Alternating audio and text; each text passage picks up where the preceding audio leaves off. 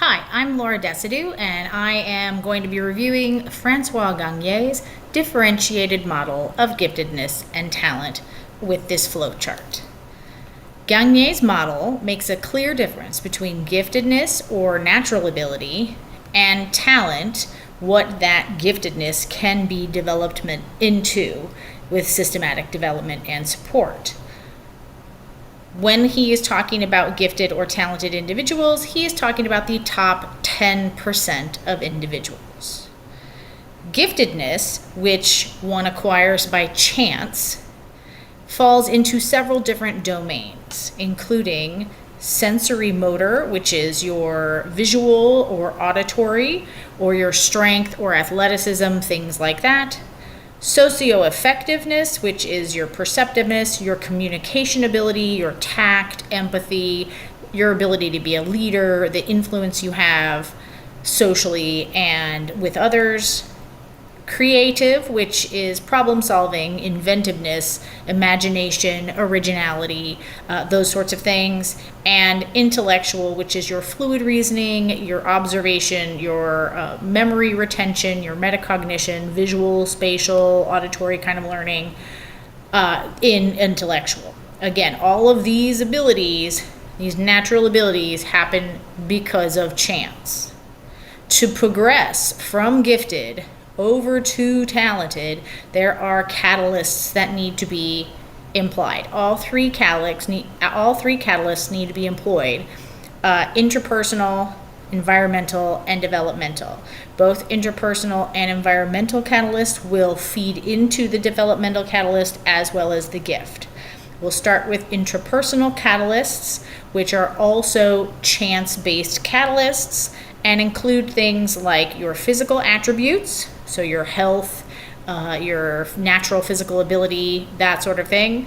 Motivation, which are your needs, your interests, and your values. Volition, which is your willpower, your effort, your grit, your stick-to-itiveness. Self-management, your ability to concentrate, your work habits.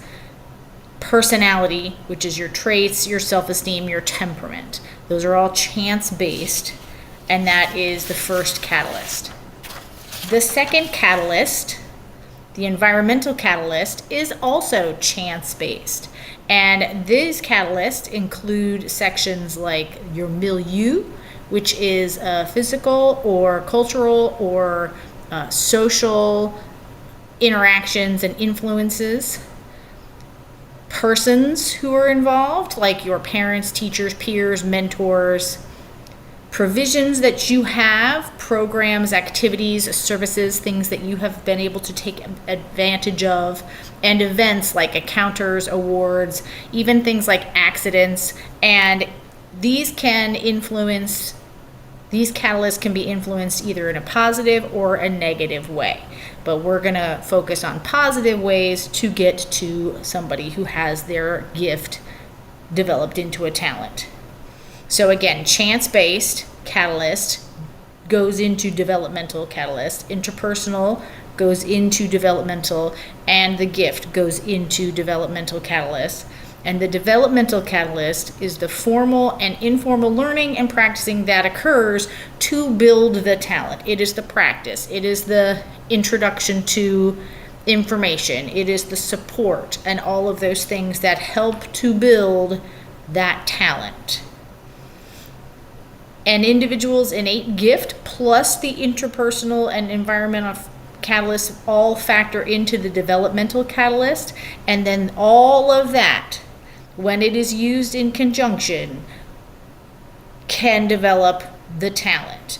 So this is why a student is able to be talented when they are 10 and they have a lot of personal motivation and environmental support, but then when they are 16, they could not be considered talented anymore because they have not continued to put in place all of the catalysts that would develop their gift into a talent. The talent suffers whenever the catalysts are not being employed. And talents are systematically developed skills.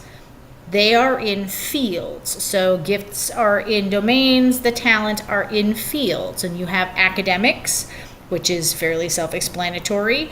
You can have leisure, which are things like chess, puzzles, video games, kind of brain game sort of things, different from sports. You have the arts, so performing, digital arts, fine arts, multimedia, all of that, all of the arts. You have sports, which again, fairly self-explanatory. There's social action, which might be being involved in media or public office or being a social activist and trying to, implement change in the world. You have technology, like a skill or a talent with computers, or even the kind of tech skills, those basic skills that we think of like fixing a car or mechanics or engineering, those kinds of things. And business, where you might be really gifted and talented in sales or management or entrepreneurship. Students who are identified as gifted need intentional, purposeful learning with the catalysts being supported in order to develop those gifts into talent.